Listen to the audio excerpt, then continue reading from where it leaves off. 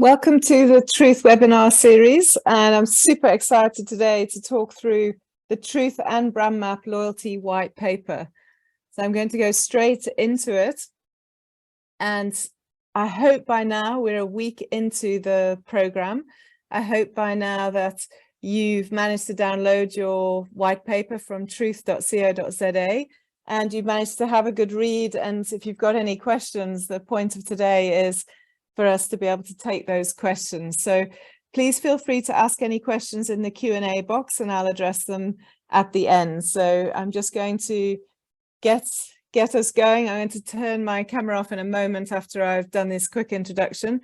Last week we had the webinar with Brandon from BrandMapp and Nick from Moya App, and in that webinar we really discussed some of the key topics. So that is available also on the truth.co.za website if you'd like to see that as well. So give me half a second while I move into this.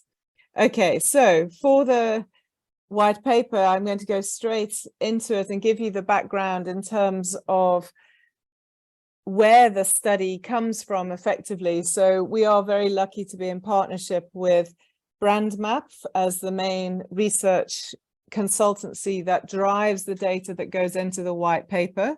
This is based off 33,000 South Africans with a household income of more than 10,000 a month. So whilst that might seem like a small percentage of the South African population, it does actually represent 100% of the country's tax-paying base and therefore 80% of consumer spend. But for the first time ever, we've been able to extend the study to consumers that fall below the BrandMapp income range. And this is brought to you by Moya App, which surveyed 9,000 consumers with a household income of 10,000 and below. And that is in the latter part of the white paper. So let's go straight into it. So chapter 1 talks about the South African loyalty landscape for 2022. And the headline number is that 73% of economically active South Africans use loyalty programs.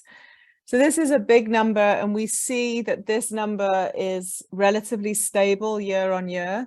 There was an initial growth in this number, but it's a stable number that, as you can see now, since 2018 has been plus or minus 75, 72, 74, 73%.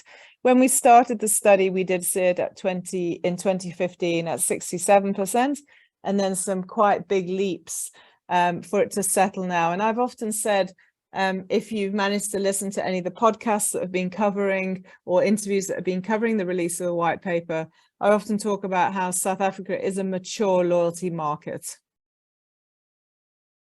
Forgive me, I went forward a slide too much. But whilst the number of South Africans using loyalty programs is stable, what we are seeing is growth year on year in terms of the number of programs that the South African public consumers are using. So in 2014, it was at 3.6 programs on average, and now 8 years later at 9.2 programs on average being used by South Africans who are using loyalty programs.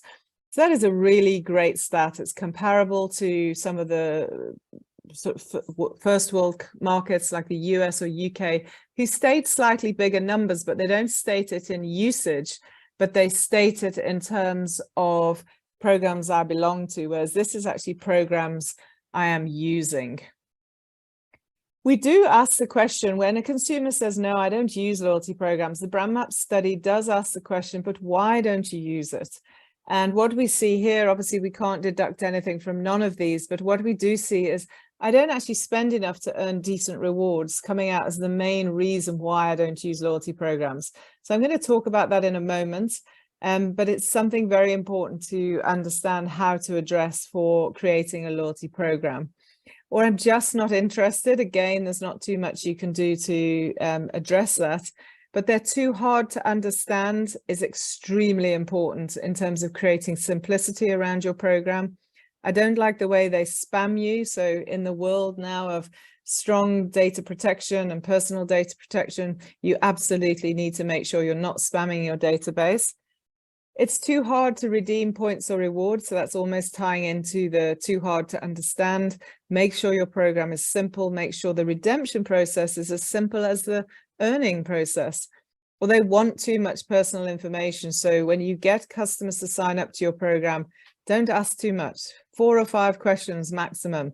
You can ask for more information over time, but don't ask for too much on that initial enrollment. And I don't like all the cards in my wallet. We'll talk about cards in a wallet later. So in terms of I don't spend enough to earn decent rewards, what we wanted to share with you here is you've got to create a loyalty program. If you are loyalty practitioners, you've got to create the opportunity for your customers to earn rewards over and above pure spending or swiping a credit card or pure transactional activities. And this you can do through what we call non-transactional activities. And here's just an example of one, of refer a friend and you get rewarded with points or loyalty rewards. And here from Harvard Business Review, we studied 10,000 accounts in a large German bank over a period of 3 years and found that customers obtained through referrals are A, more loyal, and B, more valuable than other customers. So actually the customers who are referred are worth more to the company, but therefore pay for the referral in your loyalty program. But there's a number of different ways that you can gain, you can offer non-transactional rewards, and that could be by referring a friend. It could be by update your details so you get up-to-date contact information. It could be follow us on social media. There's a number of different ways that this could be executed in your loyalty program, and you need to make it work so it makes sense for your customers, but makes sense for you as well. So if we unpack the usage data, how has it changed by gender? So we can see here that we saw a huge leap last year in the male usage of loyalty programs from 71 to 76%. And the last year's white paper, if you managed to read it, we talked about how the lockdown years during COVID actually almost normalized the gender split, because more males were working from home, were helping with household chores, helping potentially with the grocery shopping, than you would see in a previous or now normal environment. And we saw the female usage drop slightly, and then that has reversed again, but they're very similar, 73% for male, 74% of females using loyalty programs. The number of programs that are used by gender is where the female difference is being stated, so to speak. So male usage is at 8.1 programs on average usage, and female at 10 programs. So females are using loyalty programs a little bit more and are using more loyalty programs. Age always plays a significant role in the loyalty environment, and the stats we've seen over the years from BrandMapp, you see that the age differentiation is quite significant. So the younger customer, 18 to 24-year-olds, are using loyalty programs quite a lot less than the average. If you remember for this slide, the average is at 73%. And what we see there is change in the next age bracket to 72%, so very similar to the average. Then 35 to 44 and 44 plus, and all the other age brackets above 44 were at 78%. So from 35 years upwards, we see a higher usage of loyalty programs versus the younger customer here at 54%. How many programs do different age groups not belong to, but use? Remember, the average is 9.2 programs. So we see here that these two age brackets of 34 to 44 or 45 to 54 are using more programs than the average. Obviously 25 to 34 is pretty much on average, but the younger and older customers are using slightly less programs, so 8 programs on average. So I guess by the time I'm 65, I've consolidated which programs are making sense to me and I'm using those. How does income play a role in terms of usage? So remember, this is the BrandMapp data where the income brackets are broken from, this is household income, 10 to 20,000, 20 to 40,000, 40 to 80,000, and then 80,000 plus. what we are seeing is that this increases with income. Now, we do see in the Moya app data that I'll share with you later that the average, remember the household income for Moya app is 10,000 household income and less. And their average usage is 82%. So I'll share that with you later. So I don't want to confuse you when you'll see an 82%, but remember it's the Moya app data. But what you are seeing here, the higher the income, the higher the usage of loyalty programs. So this is a confirmation around rewarding for non-transactional activities helps members feel valued and appreciated. And it's a powerful way to keep members engaged.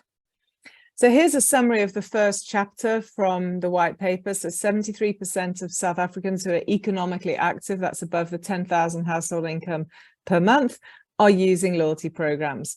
On average, they have using 9.2 programs. Female customers are using programs slightly more than male customers, and the younger customer is using loyalty programs much less. And then the wealthier customers within the BrandMapp study are using loyalty programs more than the lower income customers.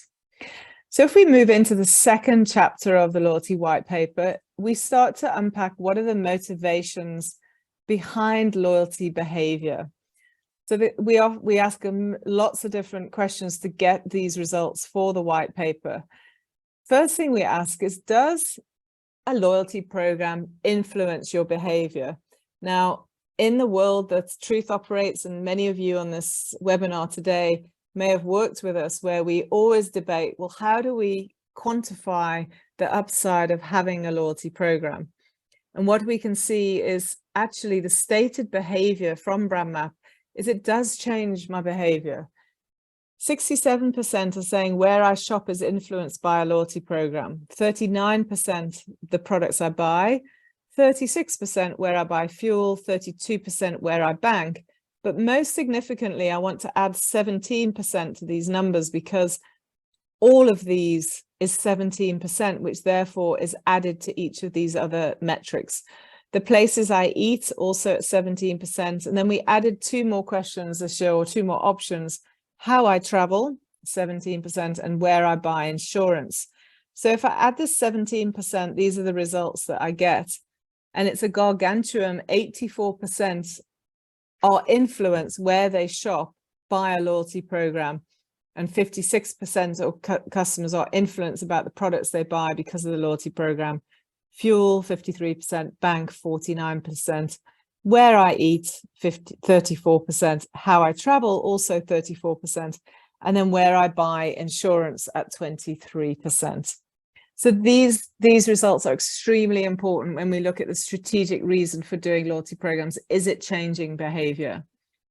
Does this change by gender? So yes, there are slight nuances in the gender mix. So females are much more influenced by where I shop and the products I buy by loyalty programs. And that's probably not surprising. And then you see where I buy fuel and where I bank is more skewed to more of an influence for a male consumer. Again, that actually doesn't surprise me, but it is a little bit labeling the gender roles in the shopping environment or the non-shopping environment. We do see how I travel more influenced by male, and we see a little bit of a female bias on the places I eat, but less so in insurance. So we do see a difference in gender and age. What we've done to demonstrate this is pull out the youngest age group at under 25s and the oldest age group at 65 plus.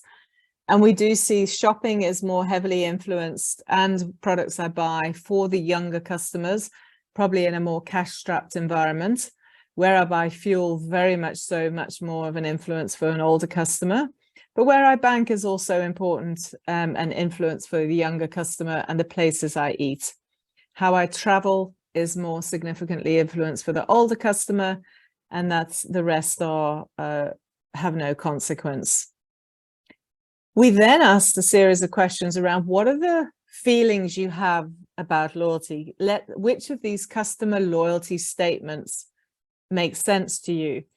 So what we asked were tick the appropriate loyalty statement. So you'll see here, I want to be instantly rewarded for my loyalty brand. I like to build up points for bigger rewards. And I'm going to discuss these two in a moment.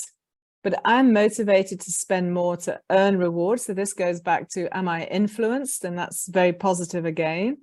I hate it when my points expire before I can use them. This is a very critical point that all loyalty practitioners need to understand.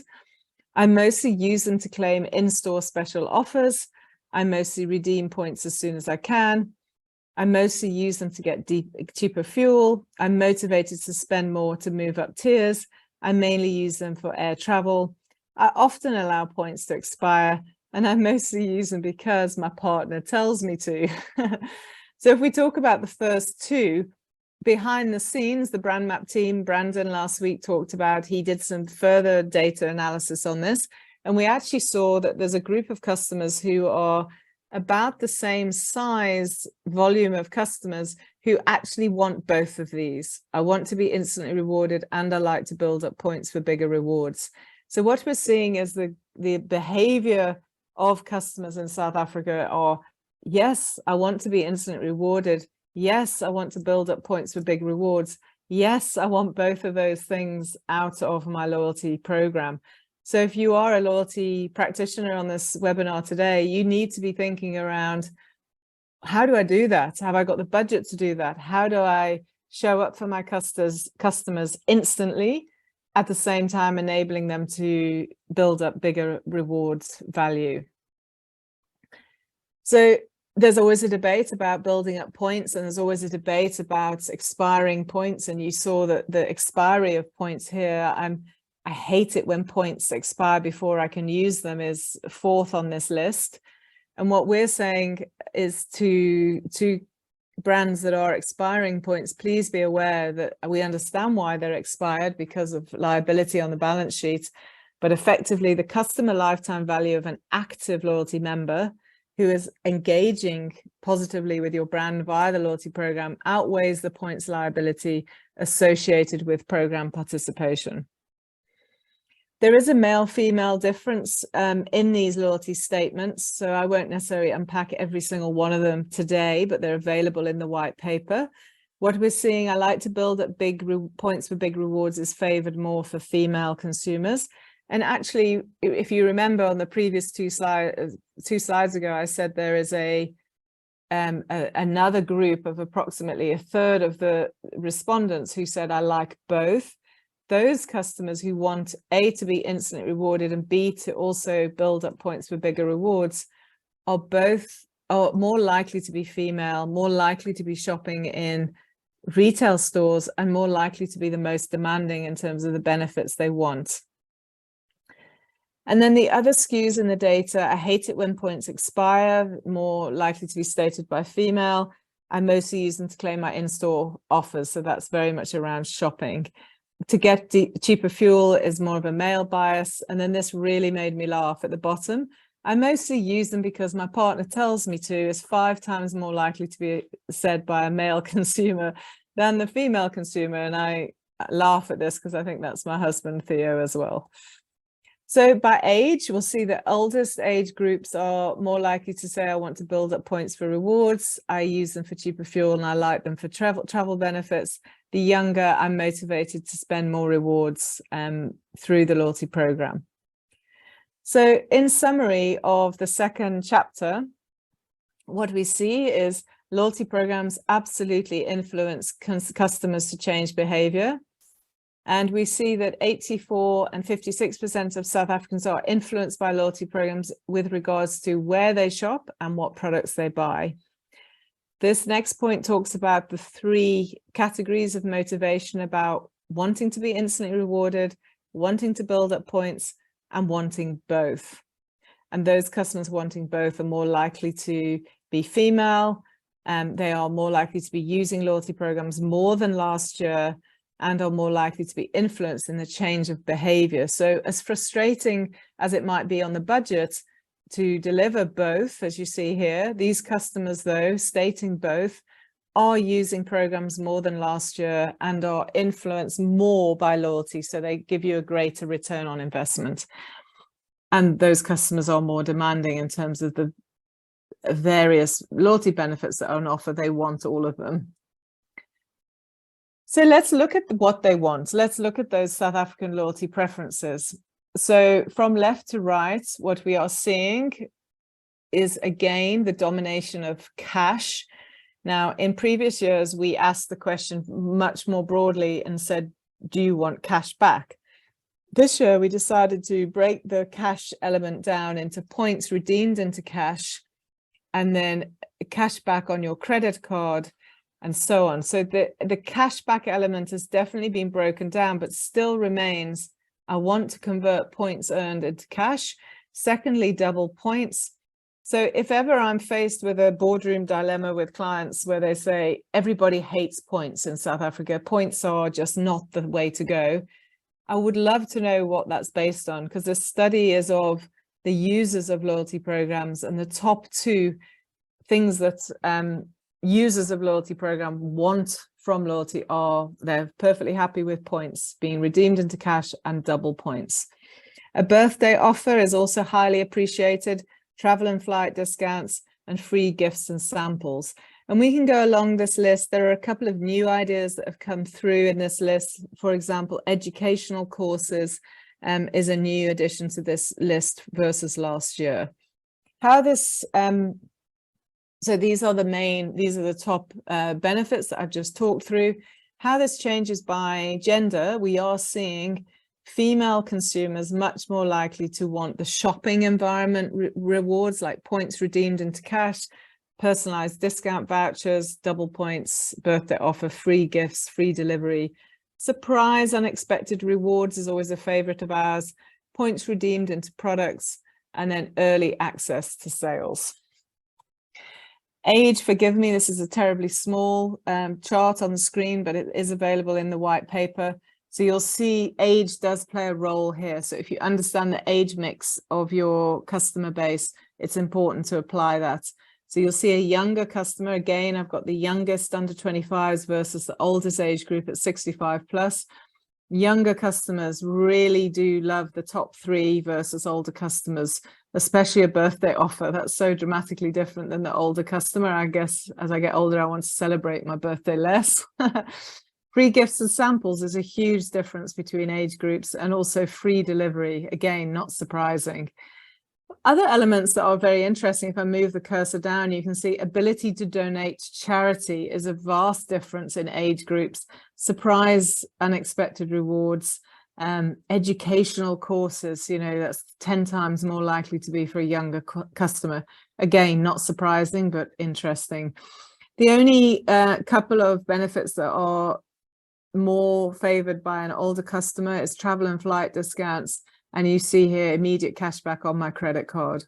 So very much worthwhile understanding the age differences. So the under 25s really are over-indexing on monetary-based rewards, status, i.e. tiers and preferential boarding, and also the sharing. So either to others in my friendship group or to charity, and then educational courses. Income also plays a role. Please remember, though, everybody wants cash. So this is just where the income brackets differ from each other, but overall, everybody still wants cash. But you'll see the less wealthier customer at the lowest income bracket here wants birthday offers, airtime and data, competition entries, the ability to donate to charity, surprise rewards, and educational courses. An older a wealthier customer very much wants all the travel benefits. You can see them associated and listed here. Lifestyle offers, immediate cashback, and then higher tiers. So again, really important to understand who you're targeting your program to. Now, this is one of our favorite questions every year, and every year I'm more and more surprised that it doesn't change. But what we are seeing is South Africans still want to swipe a card, and not just marginally ahead of number 2, which is scanning an app. They just want to swipe a card, almost 3 times more likely to swipe a card than scanning an app or providing a cell phone number. We did add in a couple of other options this year, like swiping a digital card or using a digital loyalty wallet, for example, Stocard, but they're nowhere near as preferred as swiping a card. And we'll unpack this in the Moya app data later for the mass market customer. So the key takeouts of the third chapter of the white paper is points redeemed into cash remains the first preferred loyalty benefit. Younger customers also love to share to charity or to share to others to earn status and educational courses. Wealthier customers prefer travel-related benefits and cash back on a credit card. All South Africans prefer to identify themselves with a loyalty card, and other digital channels like app or digital card are 3 times less preferable than using a card. Now, the fourth chapter is normally the most hotly awaited set of results. So which brands are most used by loyalty users in South Africa? And we also remember in this section have which brand can you not live without? So we'll come to that afterwards. So this is the lineup of the top 25, and we see that Clicks Club Card have successfully taken the first place again after last year being in second place. So they are the most used loyalty program in South Africa, and Pick n Pay, who were first last year, are now second.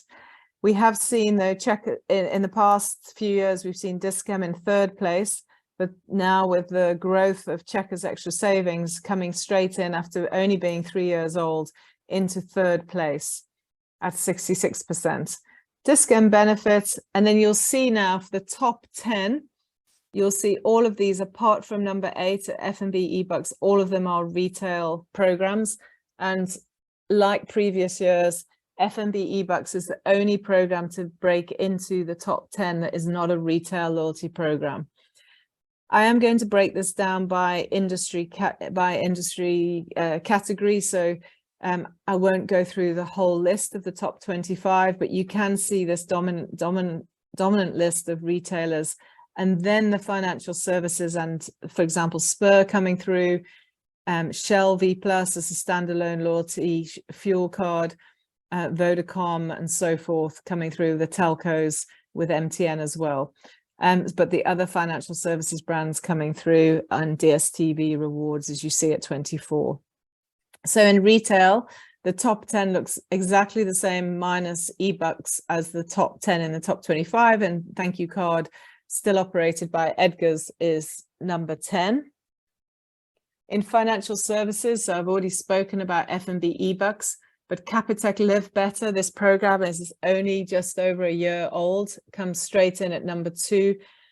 Then we have Discovery Vitality, Standard Bank UCount, 5th place, ABSA Rewards, Nedbank Greenbacks, then Old Mutual Rewards, and then Mr. Price Money. So whilst Mr. Price is a retailer, the Insiders program runs from their financial services team, Mr. Price Money, Momentum Multiply, and Sanlam Reality, all making up the top 10 for financial services.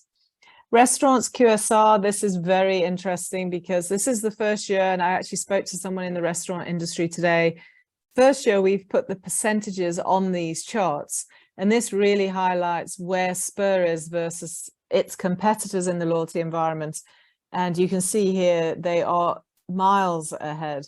So Spur Family Card at 23% of South Africans using the Spur Family Card, and then there's 5 brands, Wimpy, Kauai, Panarottis, John Dory, and Seattle, all at 4%, but they are in order of the results. So obviously marginal difference, but this is the order that the results come through. Mug and Bean at 3%, Vida, Starbucks, and Burger King, Crowns. If we look at travel, again, large difference for Legacy Lifestyle at number 1, so well over, well, not quite well over, my maths wasn't great then, just almost twice as many users as Togo Sun Rewards. And then you'll see the numbers come down. So Voyager, British Airways Executive Club, Sun, MVG, Avis Preferred, City Lodge Rewards, Europe Car, and then Hertz. For other, it's an unfortunate name for a category, but there are certain brands that just don't fall into financial services, travel, or retail. My School, My Village, My Planet, whilst it is very dominated by retail usage, does cut across lots of different categories. So we've decided to pull it out separately. But hot on its tail is Shell V Plus. So you see Shell V Plus at number 2, which is very close to My School, My Village, My Planet. Then the telcos, so Vodacom, Vodabucks, MTN, Yellow Bucks, then the entertainment with Ster-Kinekor and DSTV rewards, and then Sorbet, New Metro, Snap and Save, and Unilever. So both of these are consumer-facing, FMCG-focused programs that allow the consumer to scan their till slips regardless of retailer they shop in, and gain points, get rewarded with points and cash based on what they're buying, not where they're buying it. So these are new programs, relatively new. Snap and Save, I think, is about 4 years old now, and Unilever a couple of years old, but both of them coming into the top 10 of this other category, which is great to see. We look at age quite closely on program usage, and I know the brands themselves look at age. So what we're seeing here, we've pulled out 5 brands that are over-indexing in the younger age category. So TFG rewards, and the shape of these graphs is very, very similar, but what you are seeing is this definite decline as the customer gets older. So if your strategy is to focus on a younger customer, these brands are doing it right through their loyalty program. So TFG rewards, ShopRite, Extra Savings, Capitec Live Better, Vodacom, Vodabucks, and Ster-Kinekor. Less of a shape on that graph there, as you can see, but still more dominated by younger, not surprising, a younger customer. Now, this question is, which loyalty program can't you live without? So, i.e., which one do you love the most? Now, we see, I could say an equal first position, both at 37%, but there is a tiny difference, and that's why Discovery Vitality is number 1. So Discovery Vitality and Standard Bank UCount, both of them at the top here, but stated 37% of the customers cannot live without them. Now, the check we put in place, that BrandMapp puts in place here, is to make sure you have already stated that you are using that program when you tick the brand that you can't live without. We do see F&B eBooks for the first time. We've been asking this question for about 3 years now. Has previously been number 1 on this question response, but now has slipped to number 3 behind Vitality and UCount. Now, programs like InvestDebt Rewards are super interesting here because they don't feature in the top 25 most used, because their footprint in their target audience is a lot smaller than the traditional programs. But those customers that do use InvestDebt Rewards state they can't live without it. So that's a really important measure. And we'll see other brands that feature in this top 25 that don't necessarily feature in the top 25 most used are Snap and Save. They are number 14 on this list. So they're not featuring in the most used, but are featuring here as I can't live without it in the top 25. British Airways Executive Club, OK Canton Card, or those extra brands that are actually being recognized by their members of adding value for them. So in summary, for chapter 4, Clicks Club Card regains its place as top most used loyalty program in South Africa for the 4th time since we've been writing the white paper and releasing the BrandMapp results. Retail dominates, as I've said, in the top 10, apart from F&B eBucks, which is at number 8. Most used category programs are Clicks Club Card for retail, F&B eBucks for financial services, Spur Family Card in QSR restaurant, Legacy Lifestyle for travel, My School, My Village, My Planet for other. And then the brands that are more appealing and being used more by younger customers are TFG Rewards, ShopRite Extra Savings, Capitec Live Better, Vodacom Vodabucks, and Ster-Kinekor SK Club. And Discovery, Vitality, and Standard Bank UCount are the top loyalty brands which South Africans state they cannot live without. So as a new addition to the white paper, as I've said, we've taken the questions that were asked in the BrandMapp study and replicated this study with Moya app across 9,000 respondents. So remember, Moya app average household income is 10,000 or less. So the results are as follows, in the sense that, this is a little bit, forgive me, about Moya app. So Nick Bednall is the Chief Commercial Officer. He joined us last week in the discussion we had. But if you are in the market to understand the lower income customer, they have delivered excellent research for the white paper, and not only for the white paper, but for other brands, as you see here. So 82% of South Africans in the mass market are using loyalty programs. So that's an increase on the 73% we saw in the BrandMapp results. And again, are customers of a lower income influenced by loyalty programs? Absolutely. These figures are not different than we saw earlier, other than Where I Shop sits at 76%, but other than we see Where I Bank is slightly higher than the products I buy, and then it drops off more dramatically for the places I eat, where I buy fuel, how I travel, and where I buy insurance. Top benefits most enjoyed by South African consumers in the mass market. Again, it's dominated, as we saw in the BrandMapp results, by points redeemed into cash. Airtime or data is, if you remember, the top few for the BrandMapp results were points redeemed into cash, double points, birthday offer, travel-related benefits.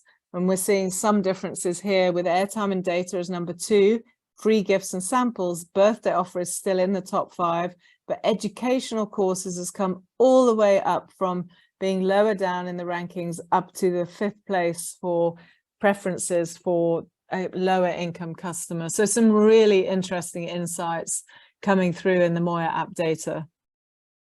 How does a lower income customer like to identify themselves? Is it different than a wealthier customer? Well, in terms of swiping a card, no, it's equally dominated by swiping a card. But providing a cell phone number comes in as the second preferred choice versus scanning an app in the BrandMapp data. So providing a cell phone number at 36%, so plus or minus half the volume of swiping a card, and providing an ID number and then scanning an app or a digital card. So quite a difference in terms of comforts for a lower income customer to use a cell phone number and to provide an ID number in terms of identifier, but without question, swiping a card still remains the top choice. The most used brands in South Africa for mass markets. So now we're starting to see a very different lineup versus what we saw with the BrandMapp data. So ShopRite, very young program, only 2 years old. ShopRite Extra Savings at 67%. Pick and Pay Smart Shopper, again, number 2 here, but Capitec Live Better on the same percentage, but at number 3.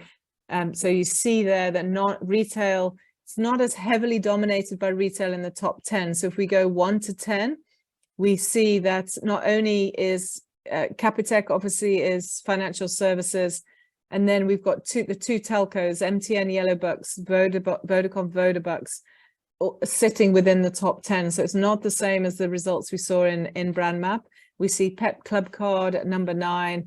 So a different mix of loyalty brands featuring in the top 10. And then the question over which program can I not live without? If you remember with the BrandMapp data, it was very dominated by financial services, but ShopRite Extra Savings is number 1, Capitec Live Better number 2, Pick and Pay Smart Shopper number 3, F&B eBucks number 4. So these results are very different, but not surprising.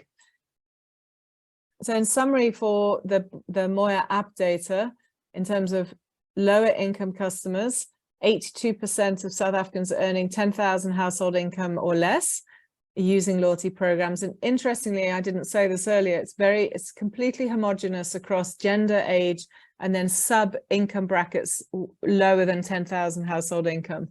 So all South Africans of this household income bracket are at 82%. It's not changing by gender, for example.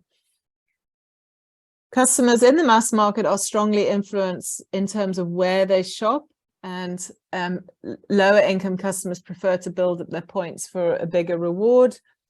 Cash remains king and is followed by airtime and data. And then we see in terms of which programs are most preferred by a lower income customer, ShopRite Extra Savings, followed by Capitec Live Better in the third most used program. Pick and Pay follows ShopRite Extra Savings. And then the MTN, Yellow Bucks and Vodacom Vodabucks featuring the top 10 as well. So it's not just retail dominated. So in conclusion, what we wanted to share with you an extra insight that came through the white paper. A question was asked around which brand is most relevant to me and offers me benefits that are personalized. And what we're seeing here is number 1 and number 2, Discovery very clearly number 1 at 53%, and Standard Bank UCANT at 51, and Investec Rewards also 51, but there's a reason Standard Bank is number 2. What you're seeing, if you remember the program in the BrandMapp, we're back to the BrandMapp data. The BrandMapp study was which programs can I not live without? Number 1 was Discovery Vitality, and number 2 was Standard Bank UCANT. So those of you who are in loyalty and you follow either ourselves at Truth or other practitioners, you'll see that we talk about personalization. Everyone talks about personalization. This is proof in its own right that personalization matters to our consumers. If we look at the top 10 here of how important is personalization, there is an 80% correlation across these 10 brands and the top 10 of programs I cannot live without, and only a 40% correlation across these 10 and the most used brands. So the used brands is obviously the most used is the most used, and congratulations to Clicks for being the most used. But it's some of it could be an element not just of the one I can't live without, but actually footprint and frequency of visit to the store. Whereas this is the correlation with the one I can't live without, it has an 80% correlation with personalization. So very, very important that brands take note of this. So in conclusion, personalization is becoming a way of life for many brands, collecting personal profile information of your customers, crafting personalized experience around them, and creating solid long-term relationships that foster brand loyalty. So that's where I want to leave this presentation today. So I just want to thank everybody for joining us, and I hope you enjoyed the read as much as we enjoyed creating it.